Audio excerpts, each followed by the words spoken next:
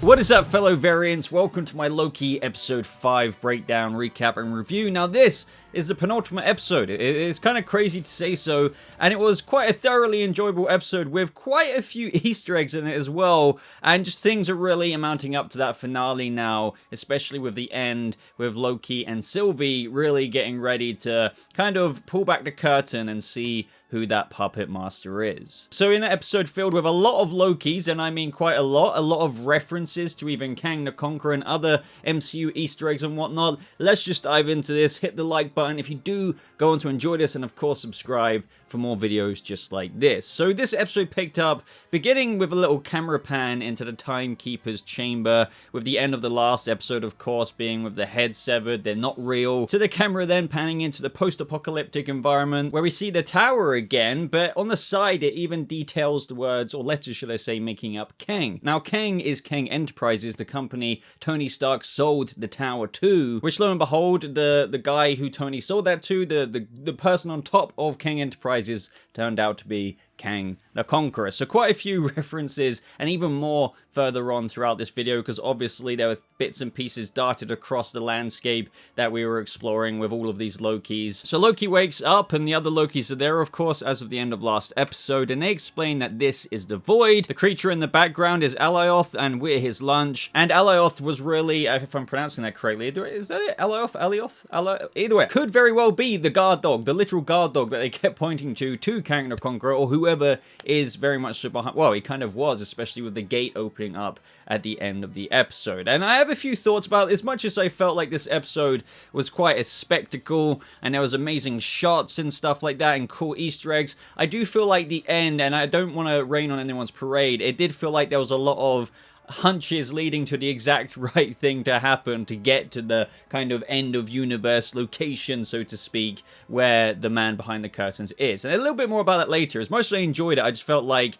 there are very convenient moments which were really kind of tying all the ribbon ends together for the sake of, oh, penultimate episode, so we really need to get to it now. Now, of course, we need to revisit Sylvie, because at the end of last episode, Renslayer was at her mercy. Now, the scene then goes to the little judge, because she is overseeing Judge Renslayer, but I have to admit, you know, to nitpick here, I suppose, it's like, where is everyone else in the TVA? I know they saved it for when, obviously, she was talking about that little kind of time ship that could withstand getting to the end of time or whatever, and that was really Miss Minute summoning some Minutemen, but I was kind of thinking, how did they even get to this room in the first place? I know that may be nitpicky, but I don't know. Things like this do kind of open issues when you kind of look at it a little bit closer. Now, Renslayer tries, obviously, like anyone would, I suppose, in a situation where you don't really have much to escape or, like, work with, that Loki is indeed alive. And we get an official explanation on pruning, and how a branched reality, when it's pruned, it is kind of impossible to destroy all of its matter, so we move it to a place on the timeline where it won't continue growing. So when timelines are pruned, they aren't reset, they're just transferred to the void at the end of time. And I suppose the logic behind that is it's kind of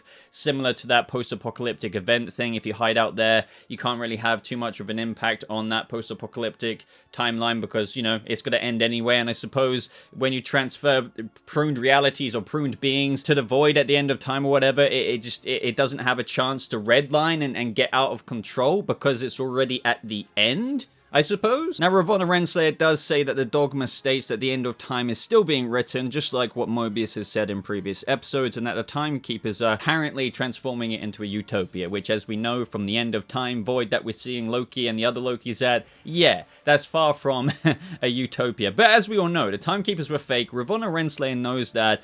It seems in this episode that they're trying to get across that she still very much so doesn't know herself who is the puppet master, so unless they really are doing another fake out situation where she is loyal to Kang the Conqueror or whoever is behind it, or if they're being truthful and she actually is doing what they're putting across in this episode. She knew something was up, maybe she didn't know they were real, but she still didn't know who was behind who was the puppet master, and now she is very much so itching, as B15 teased her later on in this episode, that she is desperate to find out, but Sylvie will get there first. As we get more little panning shots across the environment and landscape of where the Lokis are at, we see a little pirate pirate ship. I believe that's probably meant to signify some missing ship in our actual history, because there's a few things like that Easter egg wise in this episode. There's a UFO seemingly edged into the ground, or at least I believe that was a UFO. There's some conversation going on between the Lokis about what's going on, and we have the kid Loki explain that this is where the TVA dumps all of its rubbish. Kind of a similar explanation between Ravonna Renslayer and Sylvie, but now it's kind of just between the Lokis. When discussing what can be done, they kind of laugh it off, because Loki, our Loki if you will, is all like, oh, we need to do this, but they've kind of been there for a while and they've tried it all. As the episode progresses, more little Easter eggs. We see, I believe, the little helmet, well, not little, it's kind of big even, of Yellow Jacket from Ant-Man on the floor, and I guess he just popped up here. And all of the other Lokis, very interestingly, kind of look, I suppose you wouldn't say look up to, but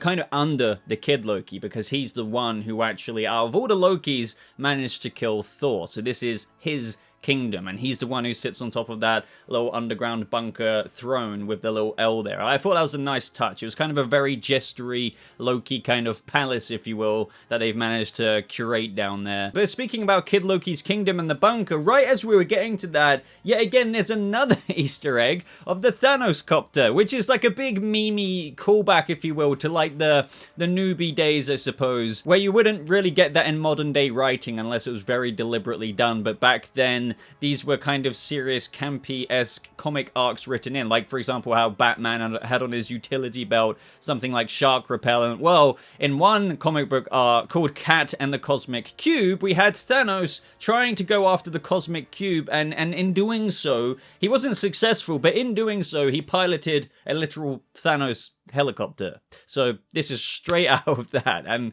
my god, it would be just hilarious to imagine, you know, Thanos in the MCU, Thanos piloting a Thanos helicopter. But either way, it must have happened in some reality, because that copter ended up there. So just know it's kind of canon somewhere. Now, I feel like this is just a pure Easter egg breakdown now, because on to the next thing. As they were descending down into the bunker, the Loki bunker, if you will, we saw Mjolnir, which was really awesome, but we also saw Thor, the Thunder Frog, or Throg, if you will, because on the little jar, we saw little Thor kind of jumping in the frog mode that he was in, and it said T365, which stands for Thor, number 365, where Thor, the Thunder Frog, I'm almost getting my tongue twisted there, first appeared, which is, yeah, that nice little cool, like, little cameo, I suppose, Easter egg. Now, in between this, we had Sylvie, kind of expanding the conversation I had earlier. She pruned herself. The Minutemen were just like, what? Because obviously they got brought in. But meanwhile, with the other Lokis, they kind of sit down telling stories. We have the kind of bigger Loki with what we thought was maybe a version of Mjolnir, lying about how he vanquished not only Captain America, but Iron Man, and then got all of the 6 Infinity Stones. Then they talk about the old man Loki's version, because he's like, well, you're a future version of me, right? So what kind of happened with you? Well, he didn't decide to do what our Loki did through trying to stab Thanos. So after he didn't try to stab him, he instead casted a projection of himself so real that even the Mad Titan, as he puts it, Thanos, believed it was real. Then he hid as these inanimate debris, and after he faked his death, he drifted in space away from Thor and everyone and landed on a remote planet where he stayed there for a very long time. And this is kind of, I think, the underlying tale of, obviously, the series, with Loki's changing and not really being allowed to change, because it's once again iterated in this moment where he says that he got lonely, missed his brother, so and wondered if he missed him, so he kind of took the first steps to doing that and going to see Thor again and getting out there, and the TVA came swooping in. And it reminds me of another line we got later on from the younger Loki as we were nearing the end of the episode. He said, quite upset, and whenever one of us dares try to fix themselves, they're sent here to die. So like Loki's, it's like they're never allowed to do that, otherwise they get pruned. So looking forward to seeing what happens as of the end of this with Loki's, and how they can kind of become something more than they ever have before in any infinite version of them as well. So after this, our Loki comes up with a plan somehow to just boldly cut alioth to pieces or something. I don't know what. This is where I think things started to... I don't know if they had planned on having a couple more episodes or not, but from here on out, with the plan to tackle alioth, it just felt like very flimsy and a lot of hunches that happened to be the right thing to do. And first of all, though, obviously, he went up the manhole cover, and then all of a sudden appeared another Tom Hiddleston Loki, but lots of other Lokis. For example, I believe one to the right was the Goat Loki, that if you take yourselves back to the earlier episodes where we saw the kind of hulking Loki, the Viking Loki, we also saw the kind of goat, like literal goat scapegoat Loki. This one was that one, so they're all kind of like variations of Loki as well. This turned into a bit of a Loki skerfuffle, if you will. It was kind of a bit of crazy anarchic fun. And of course, the alligator version of Loki is the real MVP for kind of biting off the Loki's hand. But this is where we pick up with Sylvie. She's immediately running away from alioth. It's kind of very convenient that she happened to spawn right there where alioth was already coming over her. But the most interesting thing, and I think a lot of us probably vibed this as soon as we saw it, when alioth, a little bit of his scattered, I don't know, particles touched her, she got a little bit of a glimpse of where, well, whoever it is, either it's Kang the Conqueror or He Who Remains, is just chilling. But it's kind of like it reminds me of like this temporal zone in Legends of Tomorrow, whatever they called it. It's like a space in between spaces in the fabric of reality at the end of time, yet it's on like a little asteroid rock with a little kind of Dracula-esque castle there. It was kind of cool. I really want to know who's just chilling there. How did they even become to just float there? How there's a lot of questions that I have. Now, obviously, we get a much better look at this later on because this scene was very still in this moment. But this is when Mobius comes sweeping in. It's just very, like, this is what I mean. A lot of convenience here. I mean, sure, you could be like this.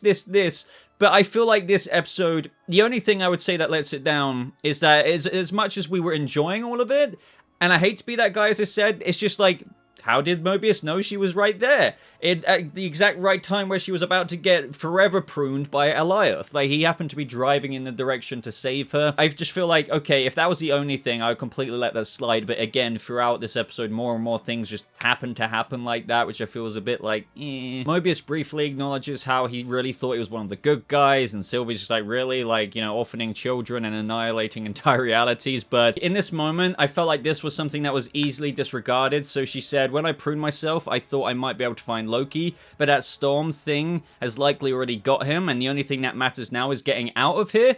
And I just felt like, what? You've been here all but like a minute and a half. You ran away, Mobius picked you up, and you came here knowing it was probably like a dangerous place and whatever, like, because I think, if we remember, Ravonna Renslayer said, if he's still alive, like, she knew going down there that there's a chance that he'd be alive, but she had the kind of feels about the situation that he may or may not be from Ravonna Renslayer. So do you see what I'm trying to articulate here?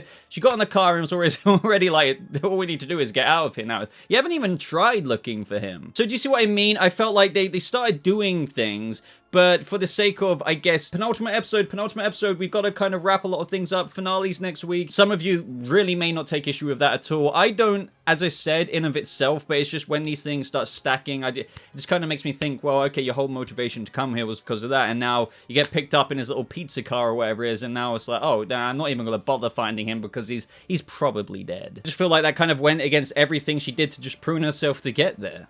You know? And this is where I felt things were getting a little bit more rushed towards the end of the episode. As much as I was enjoying it, I just felt like, wow, things are really progressing super duper fast. We had Mobius and Sylvie, and then we had Loki kind of run up and just like really happy that she's okay and Mobius is okay. And in this moment, Sylvie explains her plan of and how I think the person we're after is beyond the void at the end of time. And if they are, that thing is just their guard dog protecting the only way in. And the only thing I felt in that moment, I was like, okay, so fair enough. You had that like little vision of where it is, but I still felt like, okay, so this is a big hunch. You're like staking everything on just thinking somehow, I don't know how this will work, if there's a literal door I open to alioth, or if a magic portal opens up, or just something.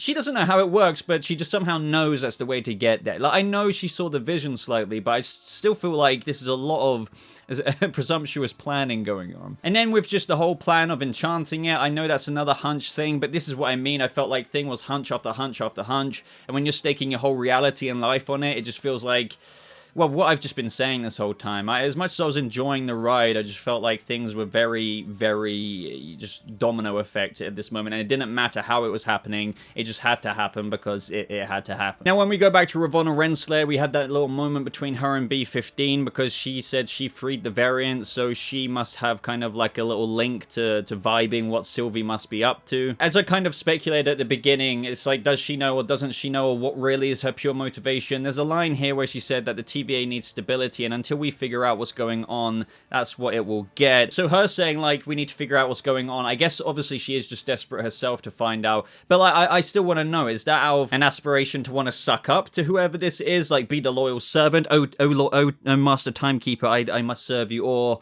is there something else where she, as I mentioned earlier, maybe wants to rule? But I don't know, that's very ambitious, and I don't know if I get that from Ravonna Renslayer, but maybe. Now, B15 says that revenge drives Sylvie, and she's never going to get to this mysterious timekeeper or whoever the legit person is before Ravonna does, so that just tells me, obviously, Ravonna's going to get there somehow. The fact that they've teased, oh, you're not going to get there before Sylvie, she's going to get there. I don't know if she'll get there before Sylvie, but I do wonder how, because that would imply that she needs to be pruned to go down there to get through alioth, but at the same time, we can't forget how she asked Miss Minutes to get her the records from the Foundation of Time, the foundation of the TVA, so maybe there is another backdoor to get to the grand, mysterious Dracula-esque castle floating on a rock in between nowhere and space kind of thing. Now, I found this next scene pretty fascinating because it's like, despite what the showrunner said, there is just no way you can't read into this in some other way. So let's get into this. We had Sylvie and Loki talking, and then they kind of talk about the moment they touch hands being their Nexus level event. She then opens up and says, I don't know how to do this. I don't even know what we're doing. I don't have friends. I don't have anyone. I thought, okay, this is going along the very platonic lines of what the showrunner said. Just because they're getting close doesn't mean it has to be romantic. It's more just the Loki thing of always being alone, and that these two, being the same being, have found each other. So pure platonic, right? But then it got to the question of, what are you going to do when this is over? I don't know. Maybe we could figure out together. And to get to the main point here, bottom line, despite what the showrunner said, and no matter what he said here though, it does feel, especially with how close Tom Hiddleston kind of leaned in that moment, like with how they're going to figure it out together and the smiliness, the blanket over both of them, he deliberately leaned in quite a bit. I'm not saying they were going to kiss, but that's more than platonic vibes. There is a very underlying romantic aspect to it. I mean, come on. Like, I was completely on board with, like, you know, you can be friends, like that's a complete normal thing, even though everyone likes to read into something more when you have platonic friendships like this, but like, even I at this point are like, okay, there was deliberate vibes coming off that. Like, if you wanted it platonic, you didn't have to get that close, do you know what I mean? So, yeah,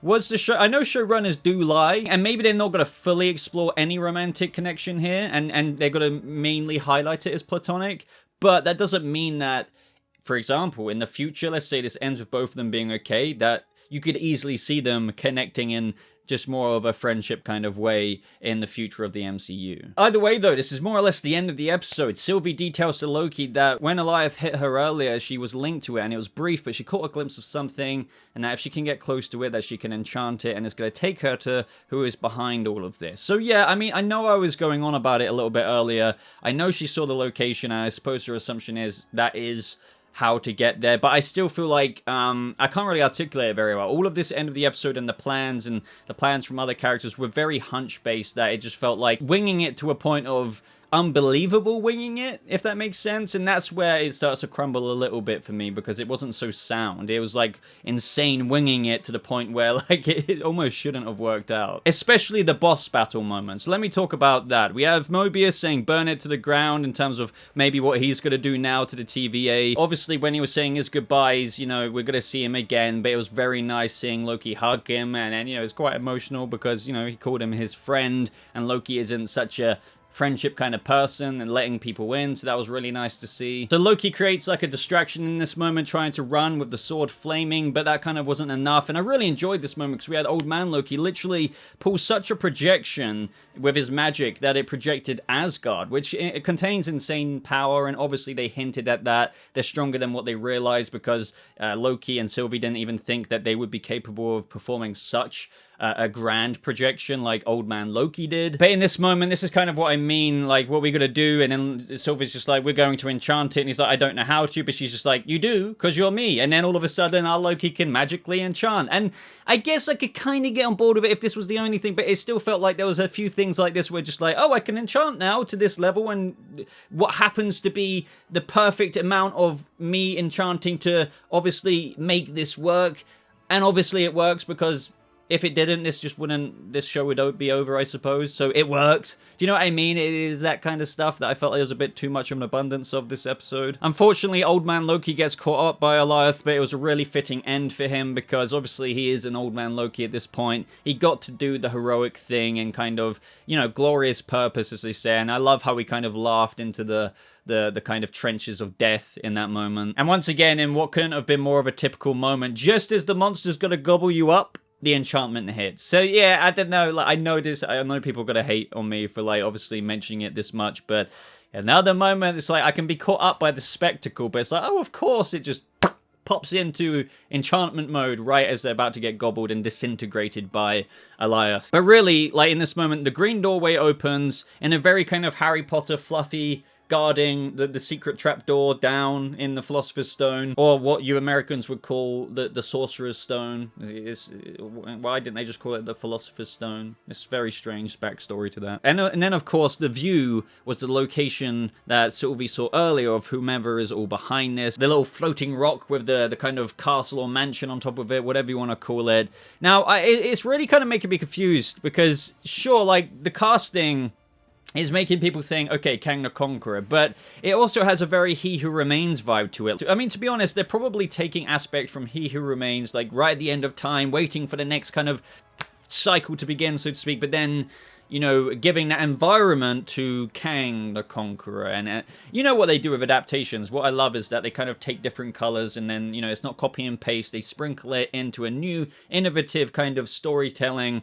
And that's exactly what happens with these adaptations. Like, this is what we're probably seeing. So I think my money would be on Kang the Conqueror, but with also He Who Remains, like, I guess, strokes of paint scattered in there. I think one of them being the very location where this man behind the curtain is hiding out. But maybe you guys have some mad theories that I'm not really considering here. So all, in conclusion, I didn't actually enjoy this episode as much as last episode. It was very intriguing, and it was scattered with lots of really interesting tidbits and Easter eggs and just concepts of time and reality within the MCU. I mean, for crying out loud, we're basically at this kind of void at the end of time, which is, you know, pretty insane when you tackle stuff like this. But with what happened here, I felt like this episode went from continuing on the events of last episode, but then to almost like you're going down the hill, the momentum was maintaining, but then there was almost like a point where it just dropped off. Like, okay, so we're gonna not rush it, but like,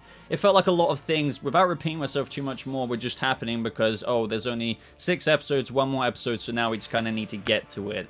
I don't know how much more else to say than that, but I still had a great time. I still prefer last episode. I think last episode is my favorite so far.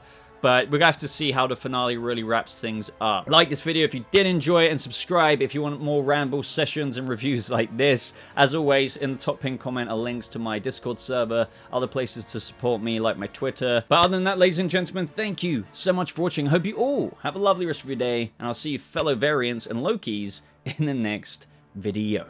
Goodbye.